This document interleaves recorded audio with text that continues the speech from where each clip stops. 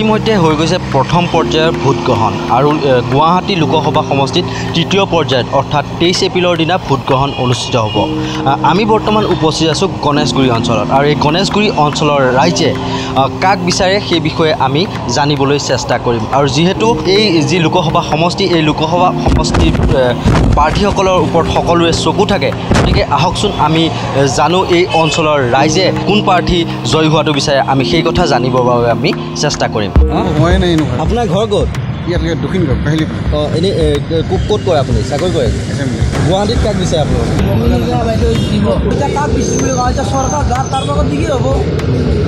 মানে মোদীকে বিচাৰে জোৰ যাৰ মূলক তাৰ বৰ্তমান মোদীৰ জোৰ, গতিকে মোদীকো আমি মোদীৰে আশা কৰিছোঁ। মোদীকো প্ৰধানমন্ত্ৰী মোদী হ'ব? মোদী হ'ব। মোদীক বিচাৰে? মোদী সময়ত চিন্তা কৰি আৰু ভোটটো দিব লাগিব দেশৰ নাগৰিক হিচাপে। প্ৰধানমন্ত্ৰী হিচাপে মোদীক বিচাৰোঁ। আন্তৰিকতাৰে ক'ব লাগে মই বিজেপিক বিচাৰোঁ।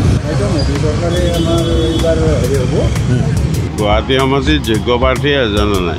মোদীয়ে নামৰ আগত চকীদাৰ লগাই লৈছে আৰু সেইটো মই সিমানখিনি মই নাজানো। কি সংক্ৰান্তত তেখেতে চকীদাৰ লগাই লৈছে সেইটো মই নাজানো। মোদীয়ে নামৰ আগত চকীদাৰ লগাইছে, আচলতে চকীদাৰসকলক কেনেকুৱা কি এইটো এটা সাধাৰণ অৰ্থৰ হেৰি কৰা বৃহৎ অৰ্থত আছে, সেইটো মানে সিমানখিনি এক্সপ্লেইন কৰিব নোৱাৰিম, কিন্তু অৰ্থটো ইয়াত বহুত হেৰি আছে, গভীৰ অৰ্থ আছে। আজিৰ বিষয়টো আমি নাজানো। গুৱাহাটীৰ ধৰি লওক বহুতো সমস্যা আছে, সমস্যাবিলাক সমাধান কৰিব পাৰে বুলি ভাবেনে কোনো যায়?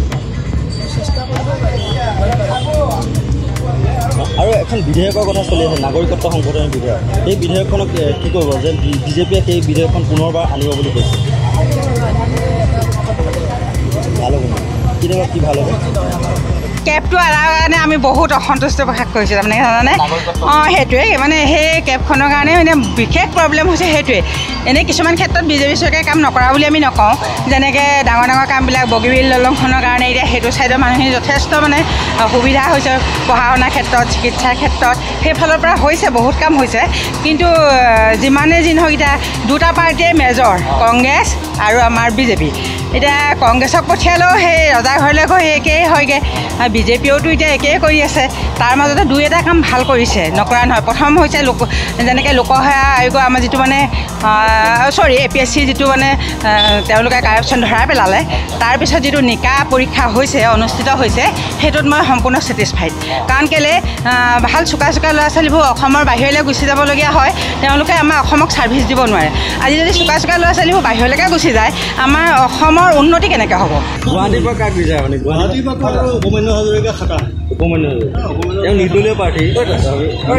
গুৱাহাটীৰ উপমান্য হাজৰিকা, তেজপুৰতো হেৰি একলগ গৈছে। উপমান্য হাজৰিকা বহুত মানুহ নাজানে, তেওঁৰ নামটোকে নাজানে। যিখিনি মানুহে জানে সেইখিনি মানুহে উপমান্য হাজৰিকা কৰিব নালাগে প্ৰচাৰ চলাই আছে, গতিকে মই কৈছোঁ। কথা হৈছে কি, নতুন নতুন ভোটাৰ পৰা আহিছে, অল ইয়ং বয়জ, সিহঁতক ষ্টাডি কৰা বৰ টান, এতিয়া ভোট দিয়ে। ভাবিছোঁ যেতিয়া চবেই ভোট দিব, যেতিয়া কোনো পাৰ্টীক আমুক আহিব বুলি বৰ টান কাম কৰি আছে। প্ৰধানমন্ত্ৰী হিচাপে আমাৰ ইণ্ডিয়াটো একো নাই, যেনে যোনে নহওক ইয়াতে বাজি 18 বছৰ বহিলোঁ, এনেকৈ বহি খাবই লাগিব। আমি প্ৰাৰ্থী বিচাৰোঁ আমাৰ কাম কাজ হ'ব লাগে, ৰাইজৰ কাম হ'ব লাগে। আমি ভাল বিচাৰোঁ যে যিটো আমাৰ কাম হওক, ভাল হওক। আমি যিখিনি সুবিধা এতিয়া বৰ্তমান পাইছোঁ সেইখিনি পাই থাকোঁ। আচলতে দল চাই পেলাই ভোট দিব নে পাৰ্টি চাই? আমি দুটাই চাম এতিয়া, আমি দলো চাম আৰু লগতে প্ৰাৰ্থীও চাম। এতিয়া দল চাই দিব পৰা অৱস্থা নাইয়ে, এতিয়া আমি কেণ্ডিডেটটোৱে চাব লাগিব। মানে আচলতে পাৰ্টি চাব লাগে বা প্ৰাৰ্থী চাব লাগে, কি কয় আপুনি? যোগ্য প্ৰাৰ্থী? মই ভাবোঁ কি পাৰ্টি বহুত হ'ল, মোৰ মতে পাৰ্টি বহুত হ'ল, প্ৰাৰ্থী চাব লাগে। দল অকলে কোনেও একো কৰিব নোৱাৰে, এখনতে চাকৰি যেনেকৈ নাভাবে। দল বা প্ৰাৰ্থী, দল আৰু প্ৰাৰ্থী দুইটাৰ যিটো মিলিব লাগিব, কম্বিনেশ্যনটো মিলিব লাগিব। নিজৰীয়া অসম্ভৱ, এটা নিজৰীয়া প্ৰাৰ্থী যাই যাতে দিল্লীত আকৌ কৰিব নোৱাৰে, কি মাত মাতিব তাত?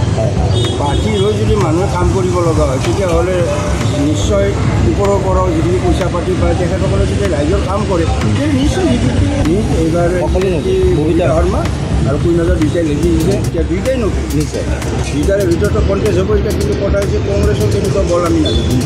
যদি আমি কেণ্ডিডেট চাই কিনে দিওঁ, এজন কেণ্ডিডেট ভাল বুলি ক'লোঁ, ছিষ্টেমত আহি একেই হৈ যায়, এতিয়া আমি মানে নিমূৰত পৰছোঁ, কাক দিওঁ, কি কৰোঁ কি নকৰোঁ। মোৰ মঙলদৈ সমষ্টি পৰে, মই ইমান দূৰ নাজানো কোনজন যোগ্য। এনে ভুৱনেশ্বৰ কলিতাক আগৰ পৰাই আমি জানো, আৰু দিলীপ শইকীয়াক আমি পুৰণা বিজেপি বুলি জানো তেখেতক, হ'লেও সিমান আমি নাম শুনা নাছোঁ যিহেতু তেখেতে হেৰিত আছিল।